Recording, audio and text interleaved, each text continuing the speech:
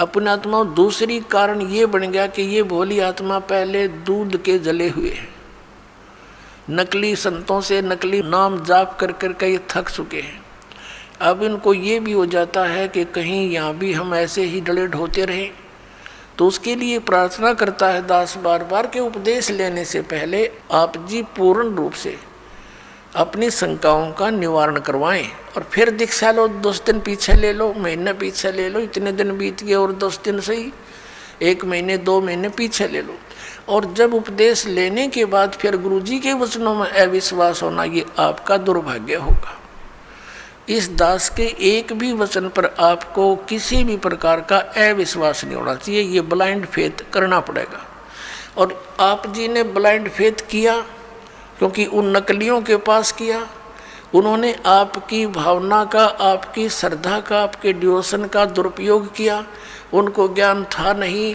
आप जी पूरे मानव समाज ने ये सोचा गुरु जी जो कहते हैं वो सही होता है। अब वहाँ दूध के जले हुए, अब यहाँ छाछ को भी फूंक मारने लग गए तुम।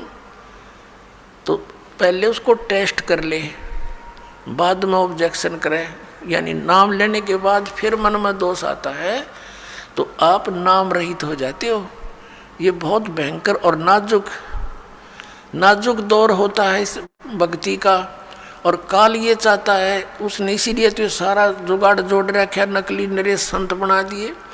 इंद्रादास स्वामी, धन धन सतगुरु, जय गुरुदेव, और ये जनोद वाला, और ये जगमाल वाली वाला, ये सतपाल जी महाराज, और ये तेरे बाल योगेश्वर, और ये आसाराम उड़े निरंकारी, ये देश का देश धका दिया काल ने और खक नहीं इनके पास।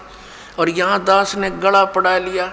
15 साल हो गए रह रहकर इस ज्ञान को सुनाते। आपके इसी ज्ञान को सुनाने के कारण, आप तक सत्य को पहुँचाने के लिए इस दास के ऊपर कितने बुरे आरोप लगाए गए, जेल में डाल दिया, क्रोथा कांड करवा दिया इन दुष्ट लोगों ने, क्योंकि इनकी रोजी रोटी बंद हुई थी। ठीक है, दास ने तो हथेली पर जान धर रखी है, भगवान का आदेश हो गया कि बेटा उठा दे डूंडा और मैं तेरे साथ रहूँगा। तो फिर अब जो भी होगा, अब तो या तो ये नकली रहेंगे या दास रहेगा।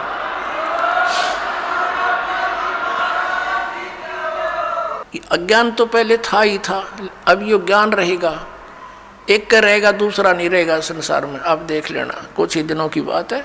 बुद्धिमान समाज है, अभी तक तो बैठे बेचारे भोले भाले आँख मीचे, और जब इनको ज्ञान होगा कौन मरेगा वहाँ, अपना फांसी कौन लगवाएगा, तुरंत भाग आएंगे वहाँ से कि रिश्तेदारी टूटे तो टूटो 100 बार। तो कहने का भाव ये है कि जो उद्देश्य लेकर हम आए उसको पूरा करना पड़ेगा। तो प्रसंग जो चल रहा है कि वहाँ तो लाखों लोग, करोड़ों की संख्या में इकट्ठे हो गए चंद दिनों में, और यहाँ देख रहे कितना संघर्ष कर रहा है ये दास, और कितने जिन बच्चों को, पुण्यात्माओं को ज्ञान हुआ, वह भी अपने बहन भाइयों को, रिश्तेदारों को, दूर देश वालों को और संदेश देना चाहते हैं। हमारे साथ कितना ये अत्याचार किया जा रहा है। जैसे यहाँ हरियाणा में क्रोथा कांड करा के हमें जेल में ठोक दिया, क्रोथा आश्रम छीन लिया, तहस नहस कर दिया, झूठी अफवाहें फैला दी, गुंडा है, बदमाश है, वहाँ ऐसे होता था ताकि सब जनता उनसे नफरत करे और साथ में जितने उनके शिष्य हैं वो भाग जाएं। ऐसा गंदा व्यक्ति है रामपाल।